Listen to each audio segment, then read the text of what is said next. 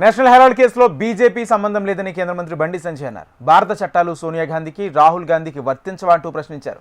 National హెరాల్డ్కు సంబంధించి 2,000 కోట్ల ఆస్తులను కాజేసే ప్రయత్నం కాంగ్రెస్ చేస్తుందన్నారు.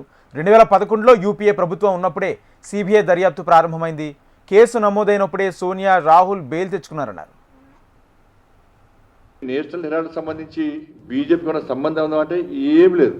అదే సినిమా ఉండదు, దాన వీర శూరకర్ణ సినిమా ఉండే, అన్ని ఎన్టీఆర్ గారి పాత్రలే. దీనిలో కూడా అన్ని కాంగ్రెస్ పార్టీ వాళ్ళే, హీరో వాళ్ళే, విలన్ వాళ్ళే, బ్రోకర్ వాళ్ళే, జోకర్ వాళ్ళే. కాంగ్రెస్ పార్టీ వాళ్ళదే. నేషనల్ హెరాల్డ్ పేపర్ స్టార్ట్ చేసింది వాళ్ళే. దానికి అధినేత ఎవరు?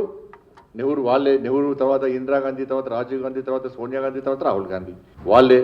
ఏజేఎల్ పబ్లికేషన్ ఎవరిది? వాళ్ళదే. యంగ్ ఇండియా లిమిటెడ్ ఎవరిది? కాంగ్రెస్ పార్టీదే. మూసేసింది ఎవరు? వాళ్ళే. 90 కోట్లు అప్పించింది ఎవరు? వాళ్ళే. 2,000 కోట్ల రూపాయలు విలువ చేసే ఆస్తులను కాజేయాలని చూసింది ఎవరు?